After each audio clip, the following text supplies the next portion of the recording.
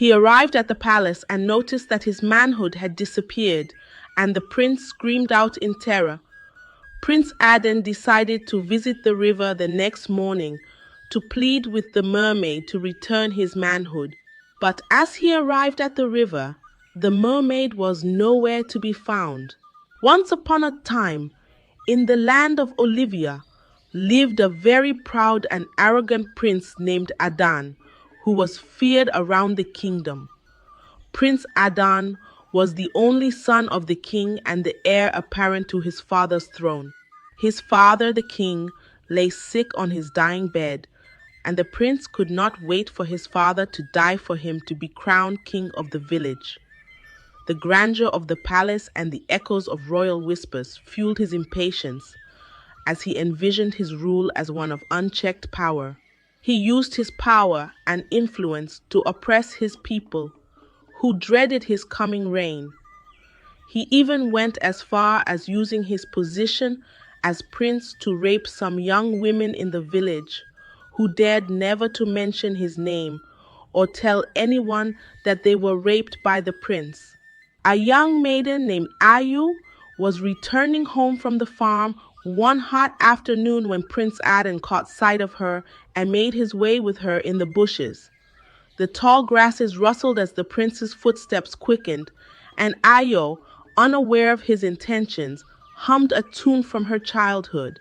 He forced himself on Ayo, warning her never to breathe a word of what had happened to anyone in the village. Ayo, terrified of what the prince would do to her if she ever told anyone that he raped her, returned home and pretended like nothing happened. Several weeks later, Ayo realized that she was pregnant and did not know what to do. Her old mother caught her vomiting one morning and inquired to know who got her pregnant. But Ayo said nothing to her mother, knowing what such a revelation would do to her mother, knowing what such a revelation would do to her family and her.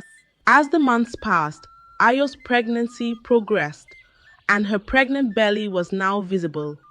She became a laughingstock in the village, as the villagers all wondered who was responsible for her pregnancy. Ayo could not believe how her life changed within a twinkle of an eye. Her mother no longer spoke to her because she refused to reveal the man behind her pregnancy. However, Prince Adan did not slow down on his evil sexual escapades as he continued to defile the young maidens in the village who were so terrified of him. He even went as far as raping a certain young maiden named Ola, who was said to get married the next morning. Ola pleaded with the prince, saying that she was getting married the next day and had to be a virgin for her husband, as her family had revealed to him that she was still a virgin. The glow of the setting sun fell upon Ola's face as tears streamed down her cheeks. But Prince Adan paid no mind to her pleas, as he went ahead to have his way with her, stealing her virginity. Ola, unable to explain all that had happened to her family, drowned herself in the village river, and the entire village mourned her demise as they wondered what could have made her drown herself a day before her wedding. The news of Ola's death reached the prince, who felt no remorse for what he had done and how his vile actions were affecting the lives of his victims. One evening, whilst Prince Adan was strolling towards the village stream, he caught sight of a very beautiful maiden who was fetching some water alone by the village stream. The moonlight reflected off the water's surface, and the gentle hum of insects filled the air. The prince, knowing that they were alone by the stream, pounced on the beautiful maiden and made his way with her. Once he was done, he noticed that the maiden made no attempt to struggle or scream, and this troubled the prince, who noticed that the maiden had transformed into a fierce-looking mermaid. Prince Adan, terrified, at what had just happened, ran away in fear as his heart raced faster than a galloping horse. He arrived at the palace and noticed that his manhood had disappeared, and the prince screamed out in terror. Prince Adan decided to visit the river the next morning to plead with the mermaid to return his manhood. But as he arrived at the river, the mermaid was nowhere to be found. Prince Adan waited by the stream for hours, but the mermaid was nowhere in sight. He returned to the palace and could not believe what he had done to himself. His father's condition worsened as the days went by, and the prince began to panic because he knew that the death of his father, the king, would necessitate him to take on a new bride who would have to provide him with an heir to the throne. Knowing that he had no manhood, the prince dreaded what would happen when the people realized that his manhood had disappeared. He thought of what to do and decided to visit the river one more time. This time, the prince brought several items to use to appease the mermaid, who emerged from the river heavily pregnant. Prince Adan could not believe his eyes as he burst out in tears. The mermaid spoke up and revealed to the prince that the pregnancy she was carrying was his, and that the prince was forbidden to take on another wife, as doing so would lead to his end. She revealed that she was now his wife by virtue of being pregnant for him, and that the prince should be expecting the birth of their child in no distant time. Immediately she finished speaking, she returned to the river, and Prince Adan froze in shock as he could not believe that he was now married to a mermaid. Prince Adan returned to his palace, lost in his own thoughts, when he was informed by the palace guard that his father, the king, wanted to have a word with him. Prince Adan arrived in the king's presence, and the king informed him that the time had come for him to ascend the throne, and that a young maiden had been chosen to be his bride. The king then told the prince to prepare to meet the young maiden the next evening. Prince Adan asked his father, the king, what would happen if he chose to marry a different woman, and the king informed him that doing so would cost him the throne, as marrying the god's chosen bride was an important condition for ascending the throne of their forefathers. Prince Adan, for a second, thought that he could bring in the mermaid as his bride to enable him to ascend the throne, but his hopes of ever doing so dashed before his eyes.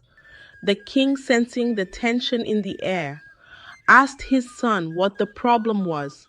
Prince Adan, unable to hold it in any longer, went on his knees and apologized to his father, the king, for all that he had ever done. He confessed to being a rapist and narrated how he raped several women in the village, including a mermaid who was now pregnant for him and was in possession of his manhood.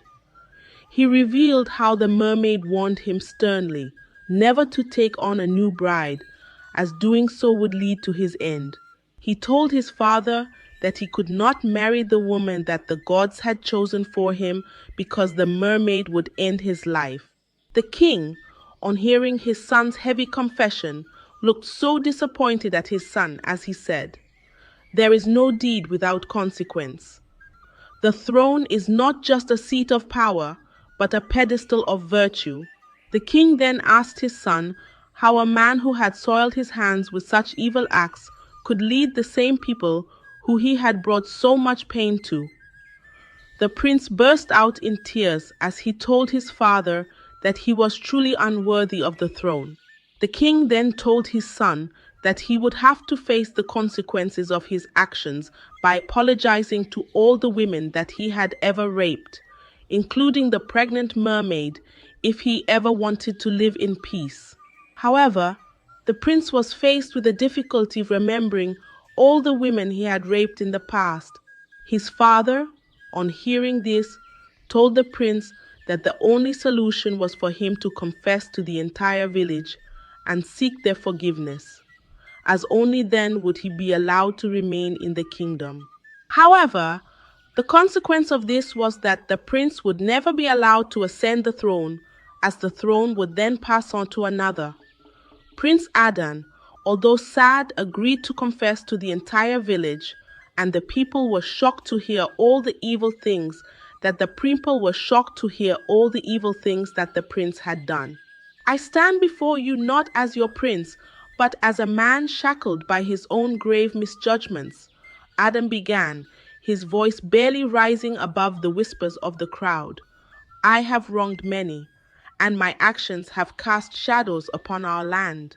To the women I have harmed, to the spirits I have offended, and to the mermaid who now bears my child, I offer my deepest apologies. As he spoke, the sky above him seemed to darken, and the waters of the river stirred. The air grew heavy, and villagers whispered prayers under their breath. From its depths emerged the mermaid, holding a child in her arms as she walked to the palace. The sight was so terrifying that it hushed the entire crowd into silence. Adam knelt before the mermaid as he caught sight of the baby in her arms.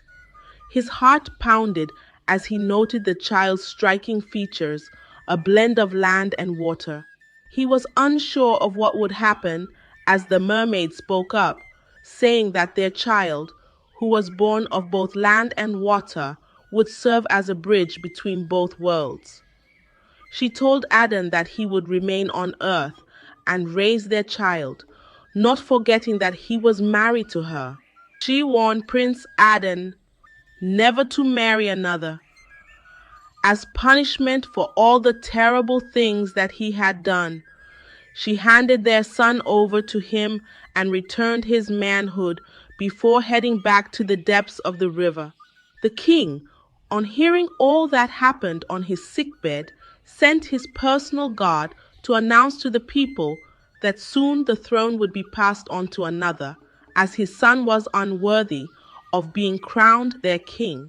He stated that in the coming days, a new king would be announced, and this news brought joy to the heart of the king's only brother, Mayoke, who was next in line to the throne.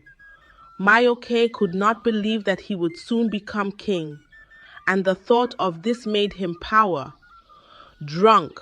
His laughter echoed through the palace halls, and he began ordering servants to address him as Your Majesty.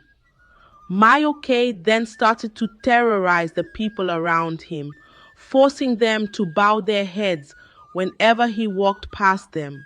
He even went as far as warning the villagers that the way they had been treated by Prince Adan was nothing compared to what they would experience under his rule. His thirst for power blinded him to the virtues of leadership, and his actions soon became a mirror image of Adan's past. The people of Olivia, who had just witnessed the downfall of one tyrant, began to fear that they would soon be under the thumb of another. But what they did not know was that the gods were watching. The gods sent a message to the king through the chief priest of the village, declaring that neither Adan nor Mayoke was fit to rule. The gods revealed that the rightful heir was a child born by a certain maiden in the village named Heir, who was raped by Adan a few years ago. His name was Az, and the gods revealed how his mother, Heir, toiled and labored to look after him alone, fearing what would happen if anyone knew that Az was the son of Prince Adan. She often worked late into the night weaving baskets to sell at the market, her hands calloused but determined. The gods warned the sick king that Az had to be crowned king as soon as possible to avoid being killed by the king's brother, Mayoke. The king, knowing how dangerous and desperate his brother could be, sought out the child secretly and crowned him king before the chief priest and the gods of the land. Io could not believe how the gods finally smiled down on her, as she now became the mother of the king.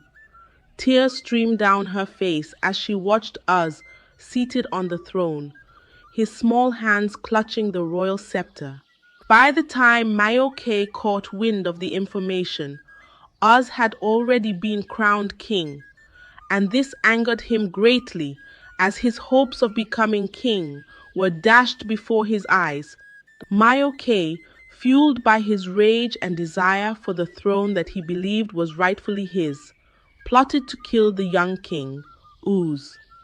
His plans, however, were thwarted by the little king's mother, Ayo, who stood guard and protected her son from Mayoke.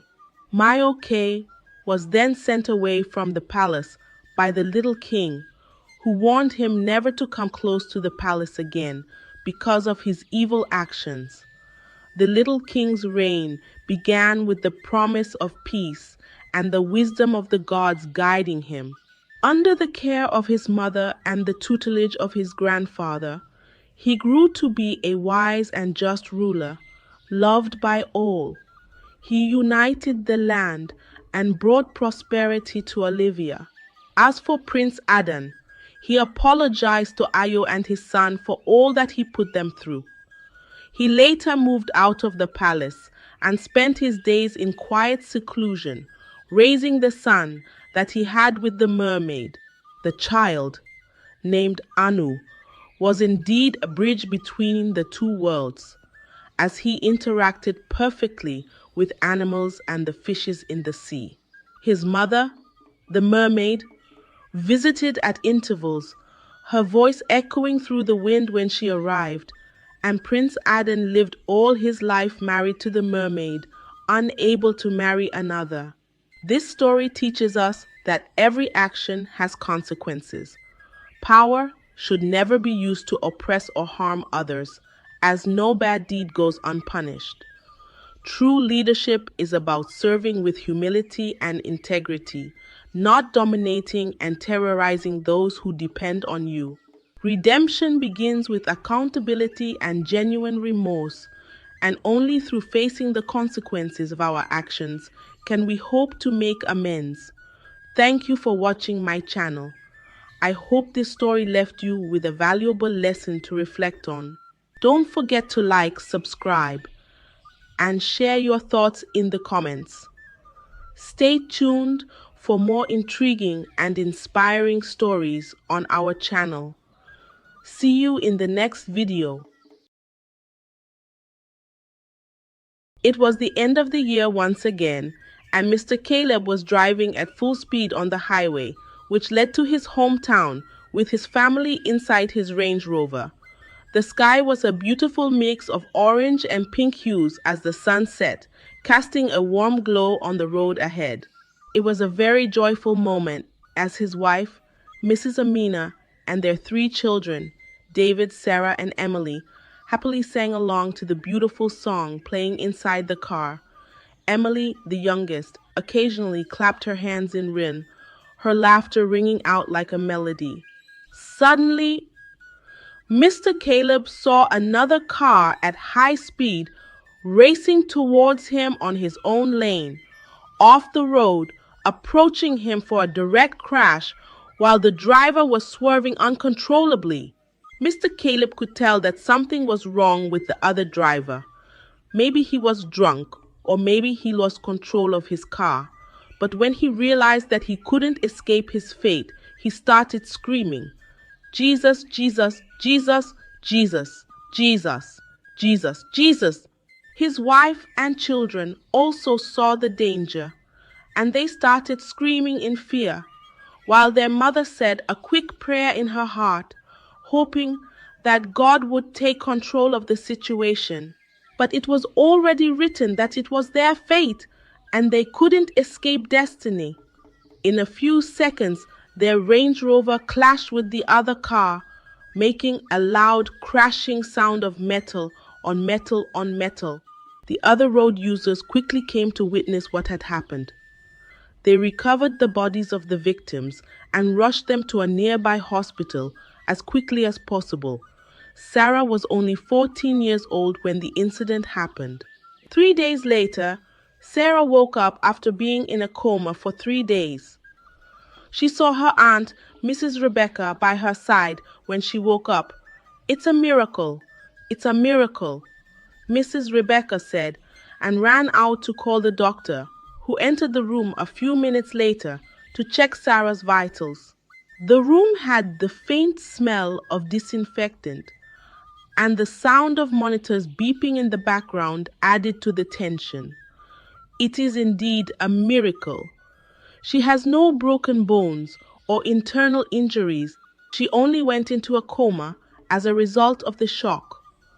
"We would discharge her in a few minutes," the doctor said, and walked away, his white coat swaying as he moved. But Sarah was confused. She didn't understand what was going on or how she got to the hospital. "Where's my father? Where's my father? Where's my mom? What about my siblings?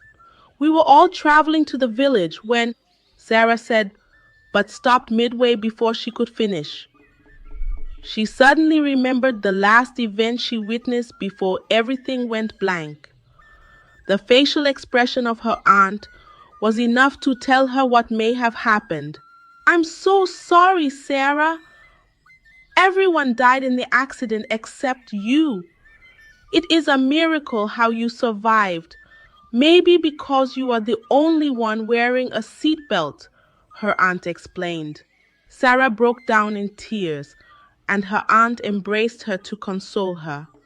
As soon as they were discharged from the hospital, Mrs. Rebecca took Sarah home to her family because she had nowhere else to go. Mrs. Rebecca was the elder and only sister of Sarah's mother, but Amina got married before her. Mrs. Rebecca was married to Jonathan, an employee in one of the biggest companies in the country. But his rank was low and his salary was small. The family was blessed with 2 sons, Michael and James. They were a bit older than Sarah. Their home was modest, with warm colors and family pictures hanging on the walls. The family welcomed Sarah and consoled her for the death of her parents. They made her feel welcomed and deeply loved. But unknown to Sarah, that would be the beginning of her tribulations. 2 days after Sarah started living with her aunt, a strange man came to the house to see Sarah. He came in a very nice car and was a young man in his early 30s. He wore an expensive suit and watch. He was sitting in the living room with Mrs. Rebecca and her husband when Sarah came. They were discussing something, but immediately they saw Sarah. They kept quiet and asked her to join them with a smile on their faces. "My name is Joshua, and I am deeply sorry for what happened to your family. May their souls rest in peace." "Thank you, sir." "If I may ask, who are you?" Sarah asked. Mrs. Rebecca suddenly answered Sarah's question without waiting for Joshua to respond. "He's the man your father almost killed on the night of the accident when he was over, speeding after getting drunk." "I don't understand, Auntie." "What do you mean? I am the driver of the car that had a crash with your father. I was very lucky to be wearing my seatbelt, and all thanks to my car's safety features, I wasn't harmed." "Wait, so you're the one responsible for the death of my family?" Sarah asked, with anger rotting all over her face. But her aunt suddenly stood up in anger. "Sarah, are you mad? Is something wrong with you? Your father was drinking and driving at the same time, even when he knew it was risky. You should be grateful that this generous man isn't filing charges." Sarah felt her heart beating very fast. She became very confused. She didn't understand what was going on. She had a clear memory of that night. Her father doesn't take alcohol. He hates it.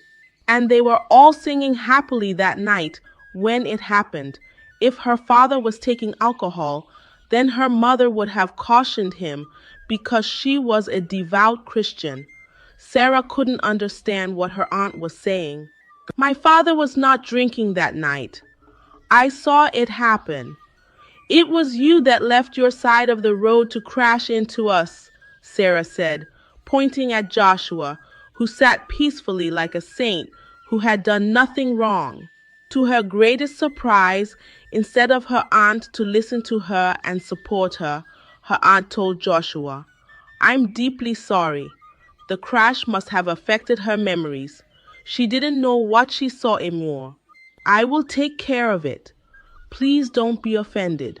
Sarah wanted to explain further, but her aunt screamed at her to go into her room and remain there. Sarah felt betrayed. Tears started falling down her eyes as she walked away, but she didn't go into the bedroom as she was instructed. She hid behind the wall and listened to what they were discussing when they believed she had entered her room. They continued their discussion. I would promote you in the company and make you a senior staff. That would be triple of your salary with more benefits. I would also give your family a sum of 50 million naira to assist in taking care of the girl. I am deeply sorry once again for what happened. Don't worry about it. Accidents happen all the time. No one would ever find out you were responsible for the crash. I'll take care of Sarah. Don't worry about it. You are a very humble man. Mr. Joshua thanked them for their hospitality and left the house after giving them a bundle of new cash. Mrs. Rebecca couldn't contain her excitement. She started counting the money with happiness written all over her face. Hey, fortune has smiled on us. We are now millionaires. My sister's misfortune has made us fortunate. Who cares if Joshua is guilty or not? Nothing will bring back the dead, she said with laughter, the sound echoing faintly in the dimly lit living room. But her husband, Jonathan, had a frown on his face. It was obvious he was feeling guilty, his hands trembling slightly as he clasped them together. But Rebecca, don't you think this is wrong? That poor girl is now an orphan. She deserves justice. Why don't we tell her the truth and apologize to her? Jonathan said, his voice low but firm. Rebecca looked at her husband with anger on her face, her expression hardening. You, this foolish man, are you not tired of being poor? That small girl has enjoyed life more than you a dozen times. That is why you will remain poor, because you always want to be a good person. Where has it landed you all these years? You better accept the promotion and keep your stupid mouth shut, idiot. I wish I could kill her right now, but I have to wait until her 18th birthday so I can access the money she would inherit from her late father. Rebecca said, clutching the money tightly as if her life depended on it, and walked away. Sarah quickly entered her room before her aunt would see her. She sat on the bed with tears in her eyes and started thinking about her parents and siblings. The faint moonlight streaming through the window cast shadows on her face, reflecting the depth of her sorrow. She felt very hurt and betrayed. Suddenly, Rebecca entered the room without knocking.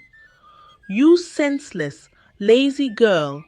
Can't you see that there are plates to be washed in the kitchen? Are you mad now? Go and do the dishes before I descend on you, lazy daughter of a drunkard. Sarah left the room and ran into the kitchen to do the dishes. She couldn't control the tears flowing from her eyes. Anger, pain, and a lot of emotions were flowing through her mind as she scrubbed the plates harder than necessary.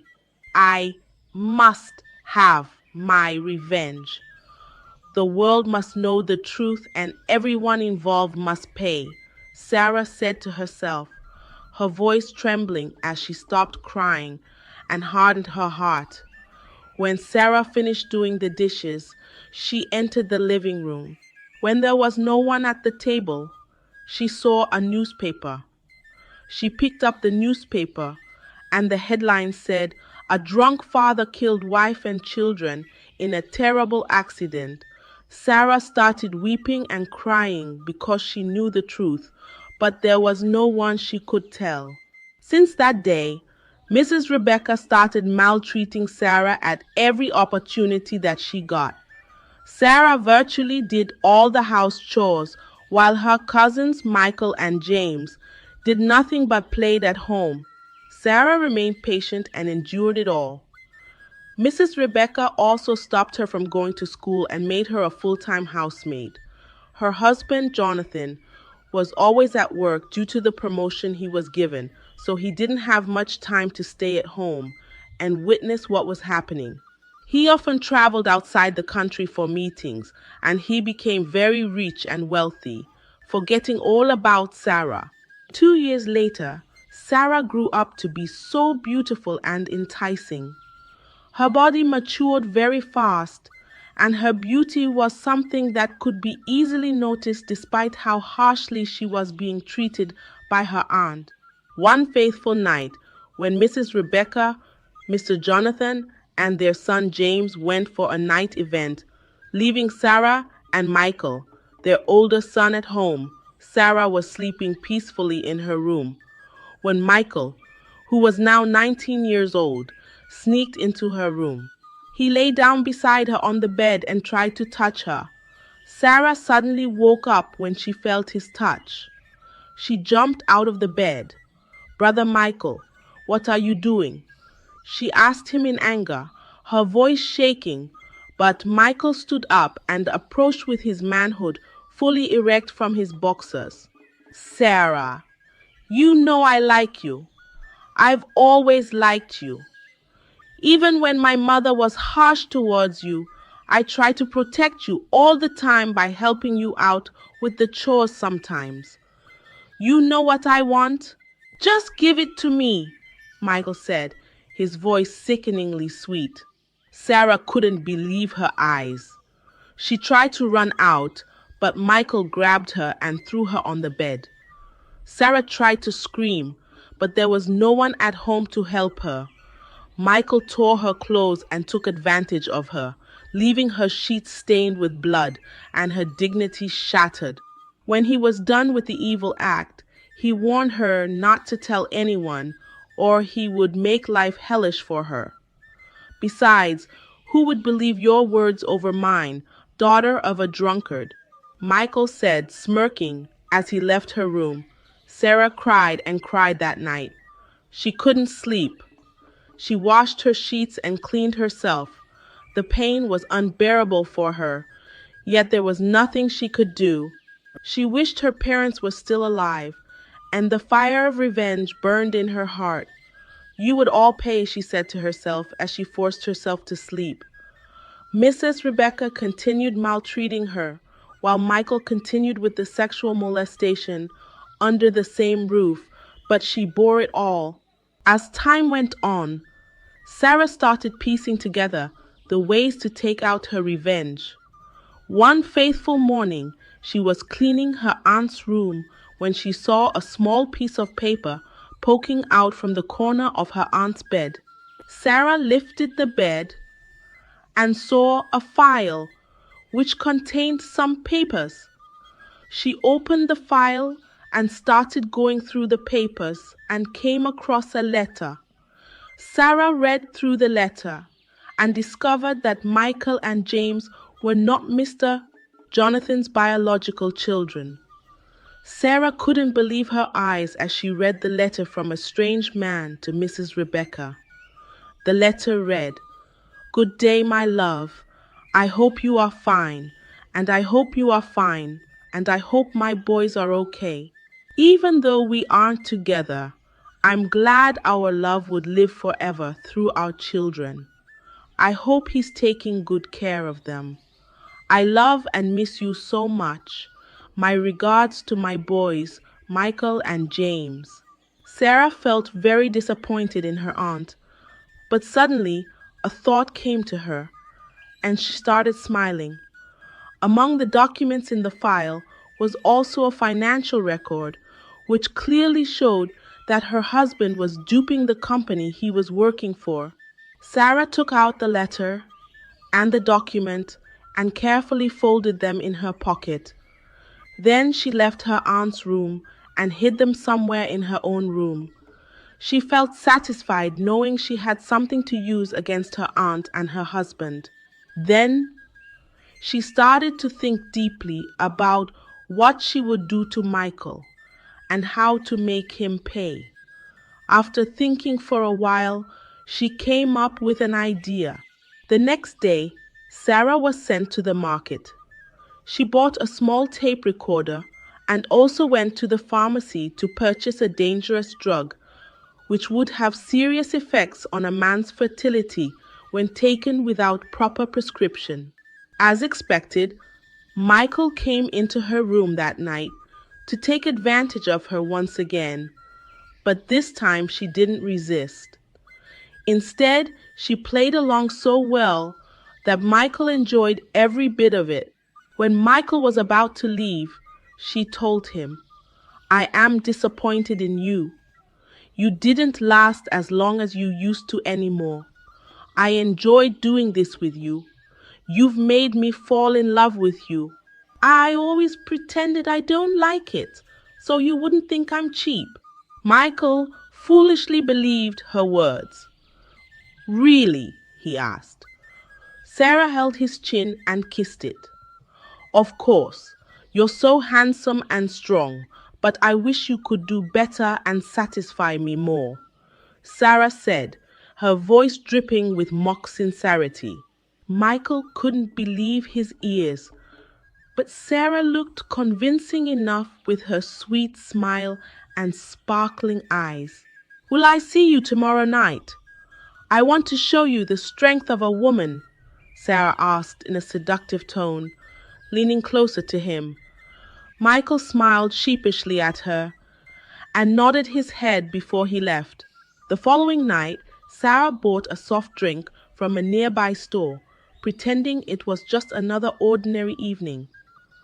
In her room, she carefully poured a lot of tablets from the drug she bought, a lot of tablets from the drink.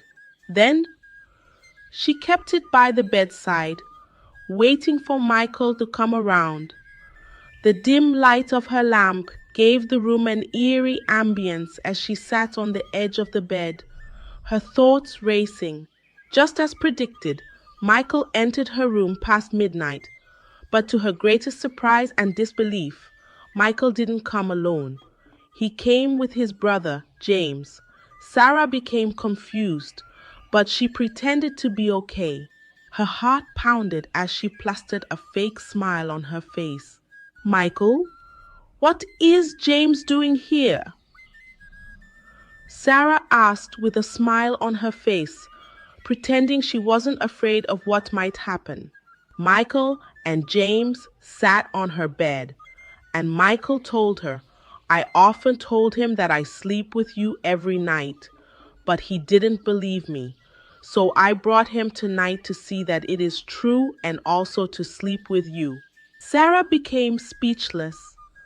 She used to think James was different. A lot of thoughts ran through her mind. She didn't know if James was forced or if he was just like Michael, but she told herself that she didn't care. If James was wicked enough to try to sleep with her, then he deserved whatever happened to him when he takes the drink. As soon as they wanted to remove their clothes, Sarah took the soft drink from the table and told them, "To have the best experience, take this. The woman that gave me the drink told me that you would last for hours and also enjoy every minute with the woman once you drink enough." Michael, who was very excited, collected the drink and took half of it without thinking twice. He handed the remaining to James, who drank without asking questions. The brothers exchanged mischievous smiles, as if they had won some unspoken game. As soon as they finished the drink, they started feeling funny. Before they finished removing their clothes, Sarah simply sat on the bed and watched both of them as they held their stomachs in pain. The scene was both terrifying and satisfying for her as she watched them groan. When she saw that it was getting very serious, she ran out crying and calling her aunt to come and help the boys. Both of them were rushed to the hospital immediately. The streets were quiet as the ambulance sped through the night. While Sarah and her aunt were waiting for the doctors to finish attending to them, her aunt asked her what happened. Sarah pretended like she knew nothing and answered, "I don't know." They both started acting strange at the same time when they entered my room. Maybe it was something that they ate. What Mrs. Rebecca said next shocked Sarah to the bones. She asked Sarah, "Was James able to sleep with you before it all started?" It was at that point that Sarah knew that her aunt was aware of all the sexual molestation she had been going through in the hands of her son all these years. Her aunt's nonchalant tone made Sarah's blood boil. As she was about to answer the question, Mr. Jonathan showed up in the hospital. "Where are my sons? What happened to them?" Mr. Jonathan cried with fear in his eyes. It was obvious that Michael and James meant the world to him. Mrs. Rebecca stood up to console her husband, but Sarah suddenly started laughing out like a madwoman. Both Mr. Jonathan and Mrs. Rebecca looked at her in shock because they didn't understand why she was laughing. "What is wrong with you?" Mrs. Rebecca asked her. Sarah stopped laughing and told her, "When do you plan to tell him that Michael and James are not his biological children?" The hospital room felt heavy with silence. Mrs. Rebecca became very shocked and surprised, but she quickly composed herself before anyone would notice. "Are you mad? What do you mean by that?" Mrs. Rebecca asked and raised her hand to slap Sarah, but Sarah held her hand and pushed her away. "Enough of your maltreatments. Do you think I'm still that orphan that you mistreated as you liked? Tell your husband the truth, or I will expose you myself by showing him the letter your lover sent to you." Her voice was steady, filled with years of bottled up rage. Mr. Jonathan stood and watched the drama with confusion written all over his face. He didn't understand what was going on. Mrs. Rebecca suddenly became calm when Sarah mentioned the love letter. She turned to face her husband and went on her knees. "Baby, it's not what you think. It happened many years ago, I swear." "What happened many years ago? Is Sarah saying the truth?" Jonathan asked, with tears falling down his eyes already. Mrs. Rebecca couldn't say the words. She nodded her head to confirm his question and started crying out of pain and shame. Mr. Jonathan walked out of the hospital and Sarah followed him, leaving only her aunt in the hospital, crying her eyes out. The doctors came to meet her some minutes later and told her that Michael and James were now okay. But, what doctor?" she asked impatiently, with her eyes already red from the tears she had been crying. "Their reproductive organs are seriously damaged. They won't be able to get a woman pregnant. In fact, it would be a miracle if they can even get an erection." Mrs. Rebecca collapsed immediately and was quickly admitted into the hospital, just like her children. Meanwhile, Sarah followed Mr. Jonathan home. When they got home, Mr. Jonathan was crying bitterly and pouring out his heart. "I trained those children with my sweat and blood from the little money I was making. I wasn't ready to get married, but she used the pregnancy to tie me down. If only I knew the baby wasn't mine, Mr. Jonathan said with pain in his heart. Sarah sat and listened to him, and when he was done venting out his pain, Sarah told him, I need you to call the police and tell them the truth about the death of my parents. I don't